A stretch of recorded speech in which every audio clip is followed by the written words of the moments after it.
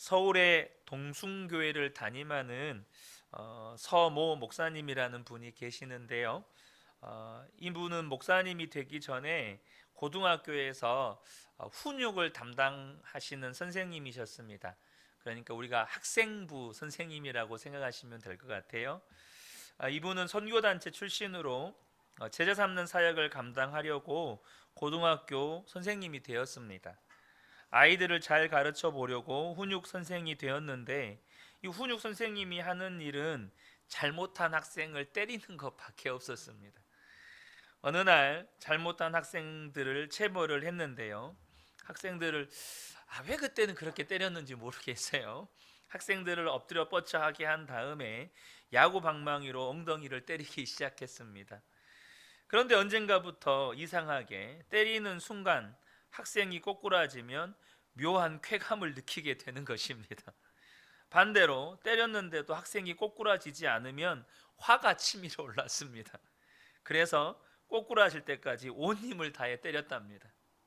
순간 아이들을 훈육한다는 명목으로 학생들을 때리고 있는 자신을 보게 되었습니다. 학생들을 고등학교 때부터 제자 삼는다는 명분으로 헌신을 했는데, 어느 순간 매질을 하면서 쾌감을 느끼는 자신을 발견하고는 소스라치게 놀라게 된 것이죠.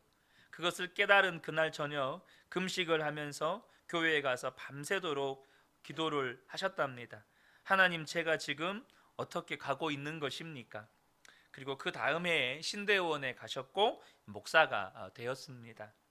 제가 이 이야기를 하는 이유는요, 예수님을 믿는다고 하면서도 어느 순간 스스로가 깜짝 놀랄 정도로 마귀 노릇을 하고 있다는 느낌을 받을 때가 있습니다.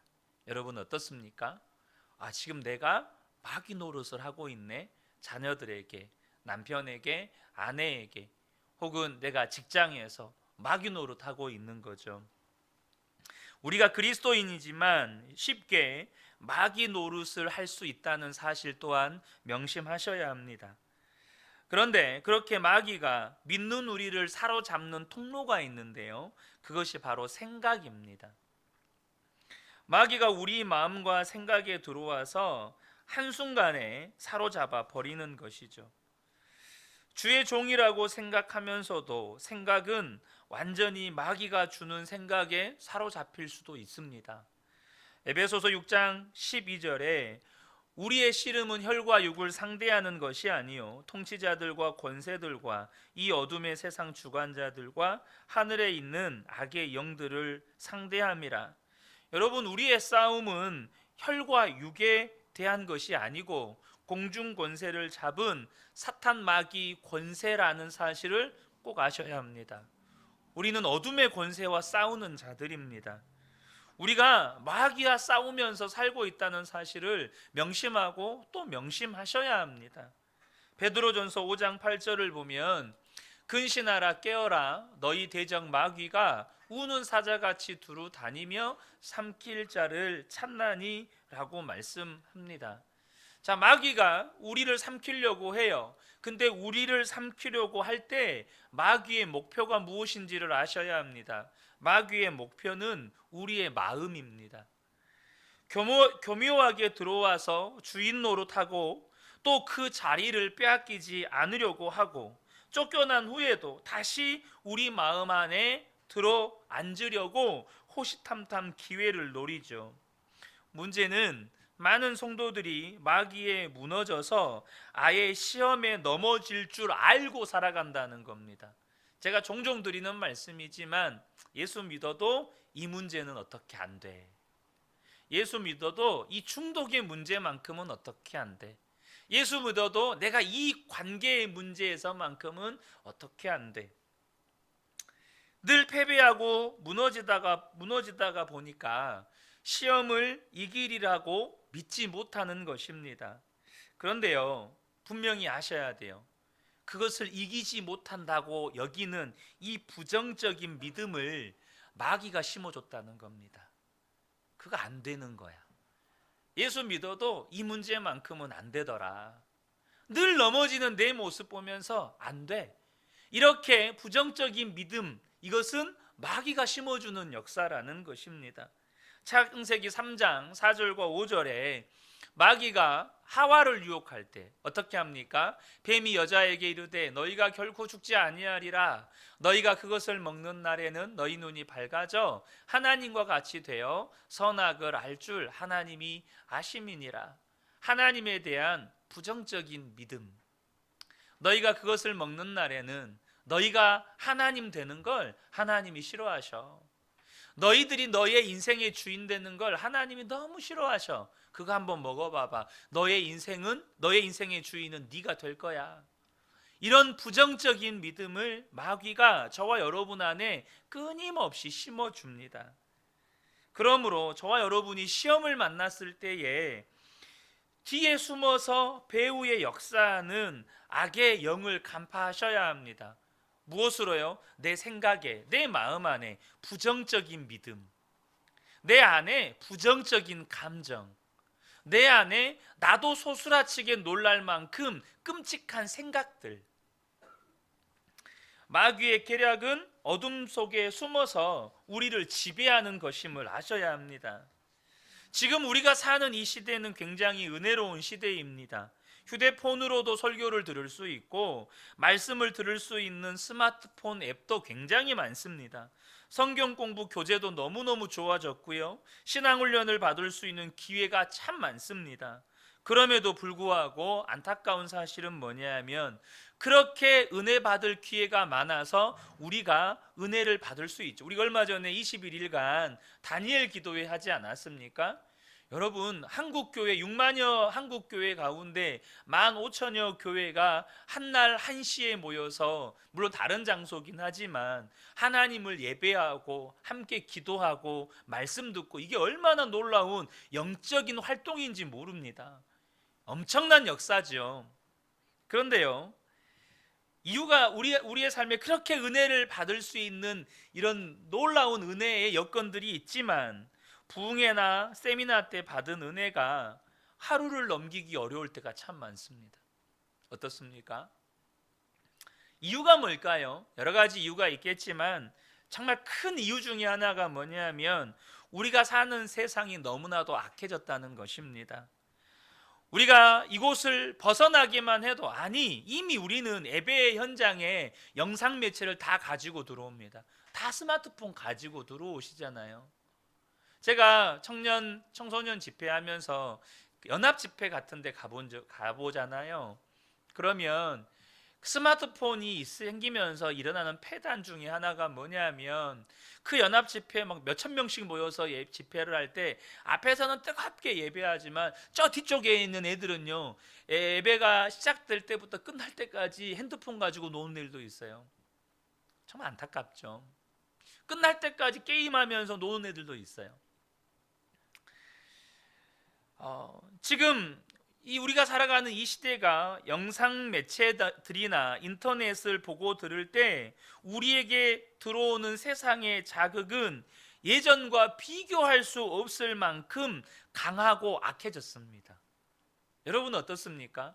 TV에서 드라마를 보더라도 여러분 어떤가요?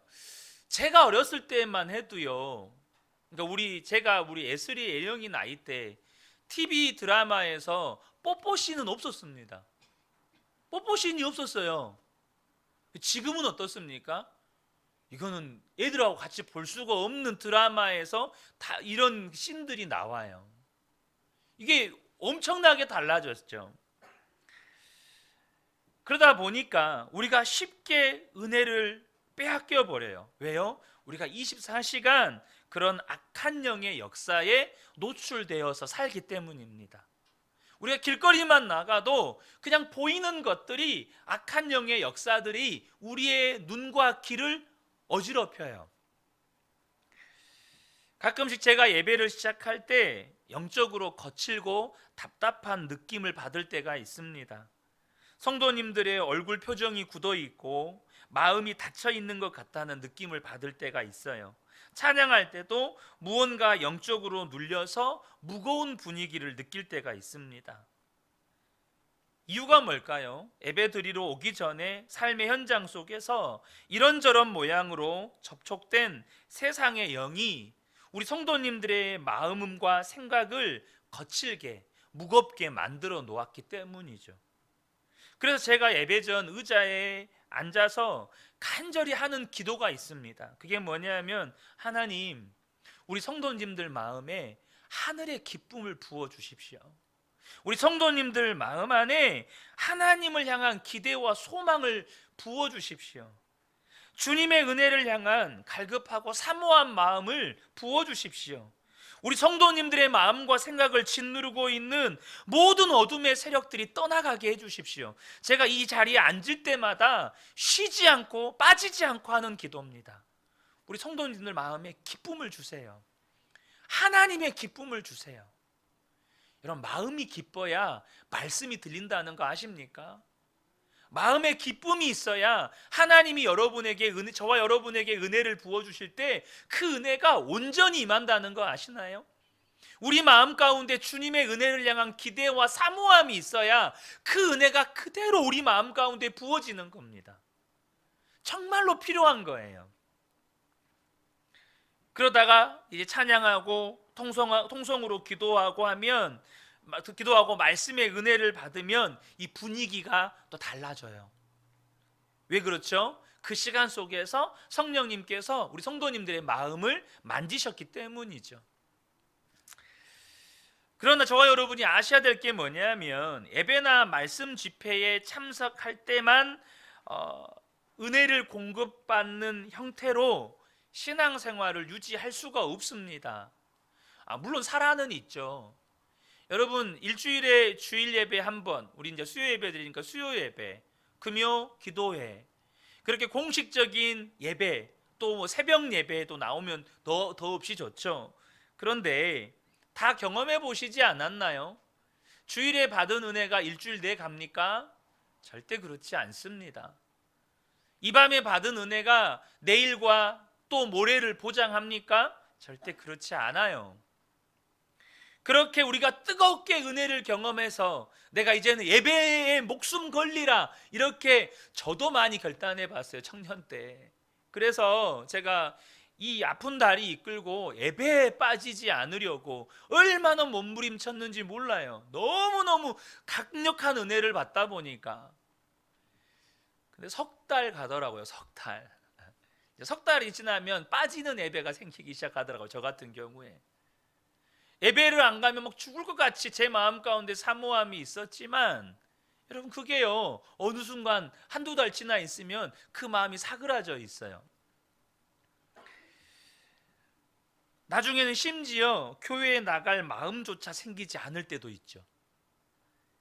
저와 여러분에게, 제가 여러분에게 24시간 주님을 바라보면서 예수 동행일기를 쓰자고 권면하는 이유가 뭐냐면, 우리가 살아가는 이 시대가 예배나 집회에서 받은 은혜만으로는 믿음을 유지하기 힘든 시대가 되어버렸어요. 은혜 받고 나가면 온통 저와 여러분을 죄와 악으로 유혹하는 것들이 넘쳐나요. 세상에서 성도들이 견뎌낼 수 있는, 믿음으로 승리할 수 있는 유일한 방법은 날마다 순간마다 주님을 바라보는 믿음의 눈이 뜨여지는 것입니다. 이걸 아셔야 돼요. 마귀가 여러분 휴식 같습니까? 저와 여러분을 유혹할 때 마귀가 타임하고 좀 쉬어줍니까? 마귀도 쉬지 않고 공격합니다. 마귀도 쉬지 않고 저와 여러분의 삶에 역사하려고 합니다. 그러면 우리에게 필요한 게 뭐죠? 우리도 쉬지 않고 주님 바라봐야죠. 우리도 멈추지 않고 주님을 바라보는 눈을 떼면 안 되죠. 집에서도, 직장에서도, 길을 가다가도, 버스 안에서도 우리 안에 영적인 욕구가 계속 일어나야 돼요. 주님을 바라보려는 영적인 욕구, 이 마귀의 유혹에서 이기고자 하는 영적인 욕구가 우리 안에 일어나야 돼요. 영적인 전투력이 우리 안에 일어나야 합니다. 마귀의 공격을 이기기 위해 필요한 것이 오늘 본문의 말씀에 하나님의 전신갑주를 입는 것입니다. 에베소서 6장 10절, 11절, 13절을 보겠습니다. 끝으로 너희가 주 안에서와 그 힘의 능력으로 강건하여지고 마귀의 관계를 능히 대적하기 위하여 하나님의 전신갑주를 입으라. 그러므로 하나님의 전신갑주를 취하라. 이는 악한 날에 지금 우리가 사는 이 시대가 악한 날이잖아요. 이 악한 날에 너희가 능히 대적하고 모든 일을 행한 후에 서기 위함이라. 저와 여러분이 이 악한 날을 살아가는 저와 여러분이 승리하는 유일한 방법, 전신갑주, 하나님의 전신갑주를 입는 거예요. 자, 그러면 마귀의 공격을 이길 수 있는 이 하나님의 전신갑주가 오늘 본문에서 에베소서 6장에서 잘 아시는 것처럼 진리의 허리띠, 의의 호심경, 평안의 신발, 믿음의 방패, 구원의 투구, 성령의 검 6가지로 소개를 합니다. 근데 이것을요 한마디로 압축하면 예수 그리스도입니다. 이것을 한마디로 요약하면 예수 그리스도예요. 간략하게 설명을 드리고 넘어가겠습니다. 진리의 허리띠라는 것은 예수님을 믿어도 체험이나 감정에 의지하지 말고 진리에 의지해서 예수님을 믿으라는 거예요. 체험이나 감정을 의지하는 사람은 마귀가 쉽게 삼켜버려요. 왜죠? 그분의 믿음은 복받으면 하나님께 복받은 거고, 잘 되면 하나님께 복받은 거고, 잘 안 되면 하나님께 저주받은 거예요. 그럼 마귀가 어떻게 역사하면 돼요? 삶에 어려움만 주면 하나님이 나를 버리셨나? 그냥 넘어지는 거예요. 삶에 어려움만 있으면 하나님이 날 저주하셨나? 그냥 넘어지는 거예요. 감정에 의지하면 내 안에 우울한 감정, 낙심하는 감정, 좌절하는 감정 그냥 넣어주면 돼요. 그럼 알아서 넘어져요. 여러분, 하지만 진리로 무장한 성도는 마귀가 어떻게 할 수가 없어요. 하나님의 사랑에서 우리를 끊을 수 있는 것이 아무것도 없다는 것을 명확하게 믿으면 마귀가 아무리 흔들어도 하나님이 날 사랑한다는 것이 의심이 안 돼요. 진리를 아는 자 앞에서 거짓말하는 자가 꼼짝 못하는 것 같죠. 근데 여기서 진리는 예수님을 가리킵니다. 요한복음 14장 6절을 보면 예수께서 이르시되 내가 곧 길이요 진리요. 예수님이 진리이십니다. 진리이신 예수님을 바라볼 때 우리가 진리의 허리띠를 차게 되는 거예요. 두 번째는 의의 호심경이죠. 이 의의 호심경 역시 예수님을 가리켜요. 고린도전서 1장 30절을 보면 너희는 하나님으로부터 나와서 그리스도 예수 안에 있고 예수는 하나님으로부터 나와서 우리에게 지혜와 그 다음에 뭐죠? 의로움과 거룩함과 구원함이 되셨으니 예수님은 우리의 의로움이십니다. 누가 의롭죠? 예수님을 바라보는 사람. 내 안에 계신 예수님을 바라보는 사람이 의로운 삶을 사는 거예요. 24시간 예수님을 바라보기 시작한 어느 목사님의 고백입니다. 저의 삶에 많은 변화가 생겼습니다. 가장 큰 변화는 예수님이 내 안에 오셨고 예수님이 나의 주인, 나의 생명이 되셨다는 고백을 계속하면서 끊어지게 된 죄가 있다는 것입니다. 그것은 바로 음란이었습니다. 교회에서 오랫동안 사역해왔고 교회에 담임을 맡고 있음에도 불구하고 음란의 죄는 참 끊기 힘들었습니다. 그러나 예수님이 내 안에 오셨고 성령님은 나와 늘 함께 하신다는 믿음을 갖게 되고 그 믿음을 계속 고백하면서 정말 음란의 죄가 끊어졌습니다. 이것은 저에게 정말 놀라운 변화입니다. 결코 이길 수 없었던 죄였습니다. 다시는 죄를 짓지 않으려고 결심하고 넘어지고 또 결심하고 또 넘어지고를 여러 번, 아니 수없이 반복하였습니다. 그런데 예수님을 믿는 믿음의 눈이 뜨이고 나서는 음란이 더 이상 제게 유혹거리가 되지 않았습니다. 예수님이 나와 함께 하시는데 어떻게 내가 음란물을 볼 수 있어? 라고 생각되면서 그 유혹이 이겨졌습니다. 정말 주님이 하셨습니다. 여러분, 주님을 바라보는 믿음의 눈이 뜨인 사람이 의로운 삶, 죄를 이기는 의로운 삶을 살게 되는 겁니다. 주님을 바라보는 믿음의 눈이 뜨였다. 그것이 내가 지금 의의 호심경을 입고 있다 이 말입니다. 세 번째는 평안의 신발이죠. 평안의 복음이 준비한 신을 신는 것 역시 예수님 바라보는 것입니다. 여러분, 마음의 평안은 누가 주실 수 있죠? 예수님만 주실 수 있습니다. 우리 마음의 평안은 예수님만 주실 수 있어요. 예수님이 나와 함께 하심이 분명하게 믿어지잖아요. 그러면 어떤 삶의 문제가 일어나도 마음의 평강이 지켜집니다. 요한복음 14장 27절입니다. 평안을 너희에게 끼치노니 곧 나의 평안을 너희에게 주노라. 내가 너희에게 주는 것은 세상이 주는 것과 같지 아니하니라. 너희는 마음에 근심하지도 말고 두려워하지도 말라. 세상이 주는 평안의 특징은 뭐죠? 무언가 있으면 평안하고 무언가 없으면 평안하지 않죠. 무언가 있더라도 나보다 더 좋은 것이 누군가에게 있으면 그때부터는 불안해지는 것이 세상의 평안의 특징입니다. 언제나 상대적이에요. 세상이 주는 평안은 언제나 상대적이에요. 근데 주님이 주는 평안은 절대적입니다. 어떤 상황과 환경 가운데서도 평안이 지켜져요. 저희 어머니 이야기를 잠깐 한번 해드릴게요. 저희 어머니가 제 남동생이 교통사고로 하나님이 불러가셨을 때 교회를 안 다니고 계셨어요. 저희 어머니 마음 안에 극한 공포심이 찾아왔습니다. 대낮에도 집에 들어오는 걸 두려워하셨습니다. 대낮에도 집에 들어오는 것이 두려우셨어요. 그런데 그때부터 다시 주님 앞에 나가기 시작했습니다. 그리고 5년 후에 저희 아버지를 또 하나님이 불러가셨습니다. 그때 저희 어머니의 고백이 있습니다.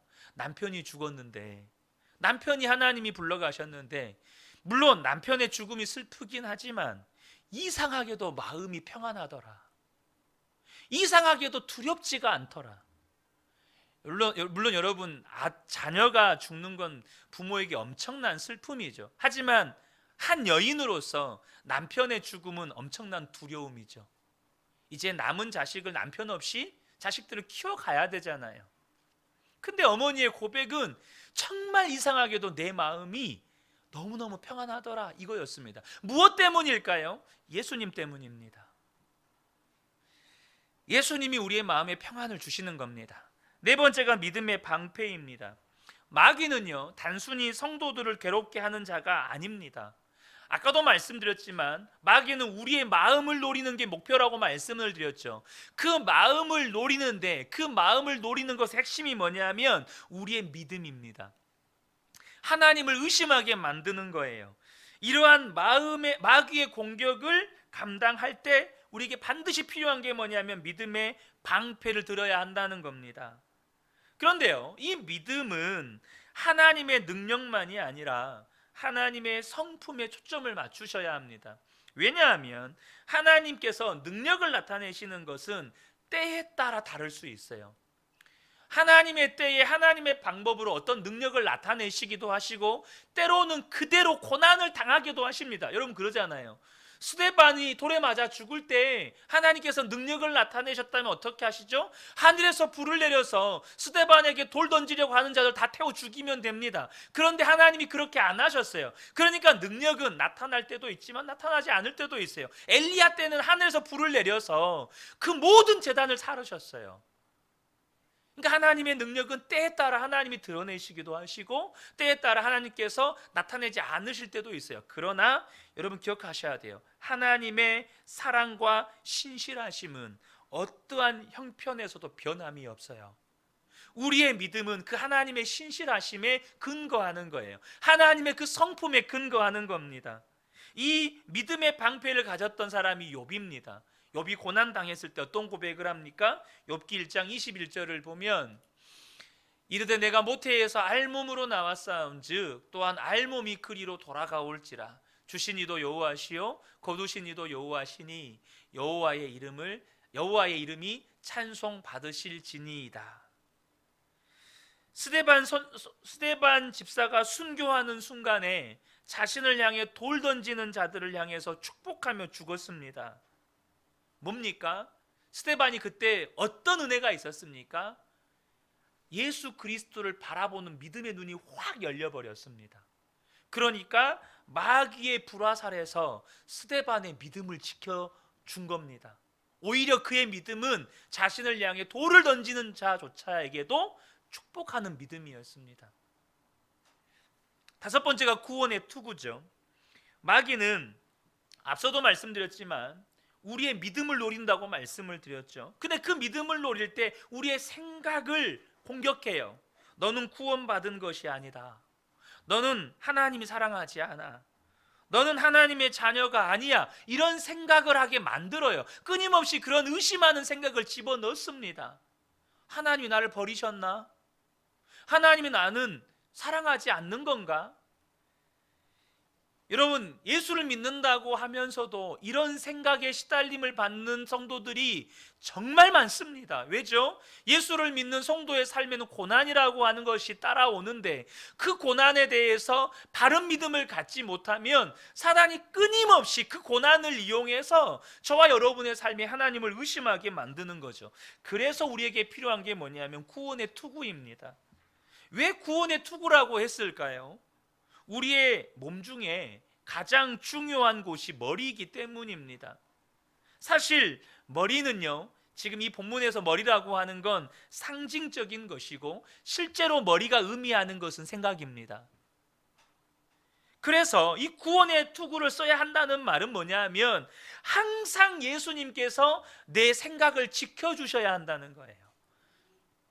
항상 저와 여러분의 마음과 생각이 예수님의 평강으로, 예수님의 사랑으로 지켜지셔야 한다는 겁니다. 여러분, 어떤 일을 할 때도요, 생각을 어떻게 하느냐에 따라서 전혀 달라질 수 있죠. 그런데 어떤 메시지를 듣느냐에 따라서 우리의 생각은 엄청난 영향을 받습니다. 엄청난 영향을 받아요. 우리가 예수님을 바라보는 것은 내 생각을 바꾸게 합니다.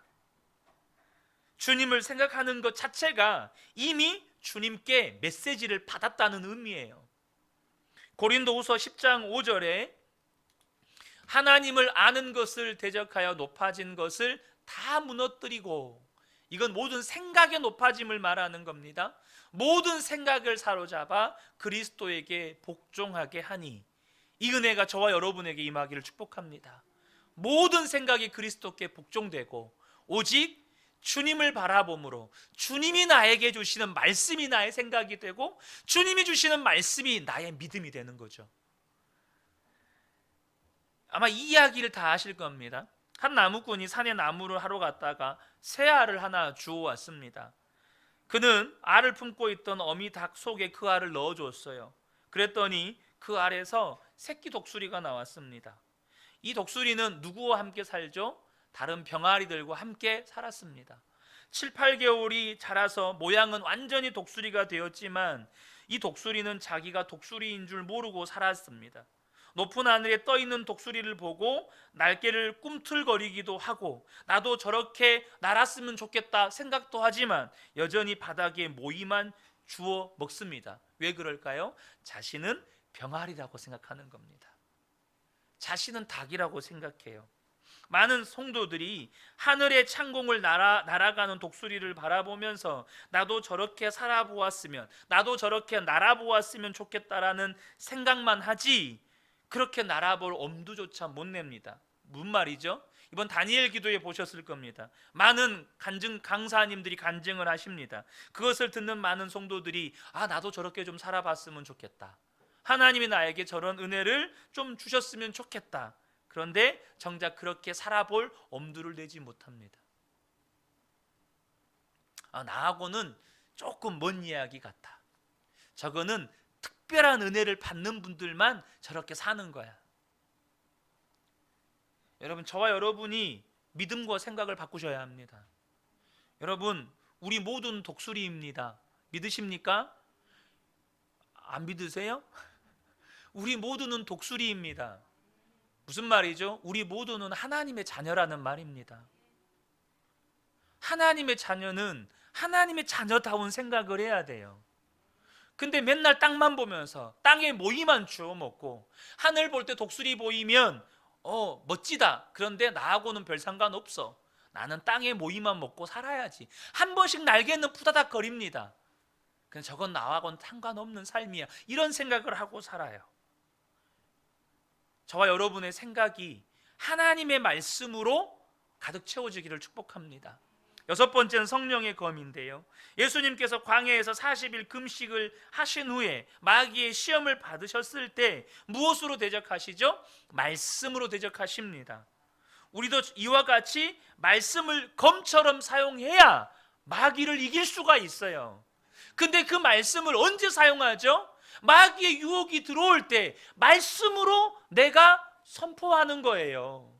마귀가 갑자기 나의 삶에 어떤 죄악된 생각을 넣어줄 때 우리가 멈추지 말고, 우리가 포기하지 말고 외쳐야 될 진리의 말씀이 뭡니까? 마귀가 죄를 자꾸 내 안에 심어줘요. 죄로 자꾸 유혹합니다. 그때 선포해야 할 진리의 말씀, 나의 옛사람은 죽었습니다. 나는 죽었습니다. 오직 내 안에는 예수님만 사십니다. 예수님이 나의 생명이십니다. 이거 진리 아닙니까? 이미 예수님께서 십자가를 통해 다 이루셨고, 이미 성경에다가 기록해 놓은, 잊지 말라고 기록해 놓은, 그래서 우리 안에 또 확증해 주시려고 성령님이 우리 안에 와 계시잖아요. 그러면 그 진리의 말씀을 선포해야죠. 근데 문제는 선포가 안 돼요. 왜 그럴까요? 우리가 아는 말씀들이 너무나도 많이 지식으로만 머물러 있어요. 교리로만 머물러 있어요. 여러분, 우리가 선포하는 말씀은 삶에서 경험되어질 때 선포가 되는 거예요. 근데 우리가 경험되어지려면 어떻게 해야죠? 순종해야 경험이 되죠. 그러므로 여러분, 죄의 유혹이 올 때 선포하세요. 나는 죽었습니다. 오직 내 안에 예수님이 사십니다. 언제까지요? 그 선포한 말씀이 죄의 유혹을 이겨버릴 때까지. 그 선포한 말씀이 내 삶의 실제가 되어서 죄의 유혹이 더 이상 유혹으로 느껴지지 않을 때까지. 주님이 함께 하심이 너무나도 명확하니까 죄가 가짜나 보이는 거예요. 마귀의 유혹이 우스워 보이는 거예요. 여러분, 그것이 경험되어지면 여러분, 선포의 재미를 드립니다. 하나님의 말씀을 믿음으로 선포하고 하나님의 말씀에 믿음으로 순종하는 게 맛을 들이기 시작해요. 여러분, 저와 여러분이 말씀이 삶이 되는 맛을 꼭 누리게 되시기를 축복합니다. 어느 한 교회 담임 목사님이 갑자기 사임하신 일로 교회가 어려움을 당했어요. 장로님들과 교인들이 이 일로 다툼이 일어났습니다. 그런데 그 중에 장로님 한 분이 지혜롭고 믿음 좋은 분이 계셨나 봐요. 그래서 이렇게 하다가는 안 되겠다고 하고 누구의 잘못인지 따지지 말고 좋은 목사님 모시도록 매일 특별 기도에 들어가자, 이렇게 제안을 했답니다. 그래서 주변에서 존경받는 목사님들을 매일 새벽마다 모시고 말씀 듣고 이 특별 새벽 기도회를 한 거예요. 그런데 마지막 날 오신 목사님이 말씀을 전할 때 이런 권면을 하셨습니다. 여러분, 정말 잘하셨습니다. 교회가 큰 어려움이 생겼을 때 지금이라도 정신 차리고 기도한 것은 정말 잘한 것입니다. 그래서 하나님께서 교회를 회복시키고 좋은 목사님을 잘 정해 주실 것입니다. 지혜롭게 잘 하셨지만 이제부터는 이렇게 하시면 안 됩니다. 문제가 생기고 난 후에 정신 차려서 기도한 것을 경험해 보셔서 알겠지만 얼마나 힘들고 고통스럽습니까? 이제는 문제가 생기기 전에 지금처럼 이렇게 기도하셔야 합니다라고 권면하셨어요. 여러분, 우리가 하나님의 전신 갑주를 입는 건 지금 예수님께서 우리에게 깨어 있으라는 거예요. 예수님이 제자들에게 겟세마네 동산에서 기도하시면서 깨어서 기도하라고 말씀하셨어요. 하지만 제자들이요, 마음은 원이지만 육신이 연약해서 다 졸았어요. 기도로 깨어있지 못했어요. 그 결과가 뭡니까? 베드로가 예수님 따라갔죠. 잡혀가신 이 대제사장 마당까지 따라갔어요. 근데 그곳에서 그는 그 시험을 이겨내지 못했어요. 사랑하는 성도 여러분, 문제가 생기고 난 다음에 정신 차려서 서로 싸우지 않고 기도했다는 거 얼마나 잘한 일입니까? 하지만 문제가 생기기 전에 기도했다면 그런 일도 일어나지 않았을 겁니다. 문제가 생기기 전에 저와 여러분이 기도하셔야 돼요. 그런데 문제가 생기기 전에 기도한다는 것이 매일 기도회를 열어야 된다는 말일까요? 저도 피곤해서 그렇게 못할 것 같아요.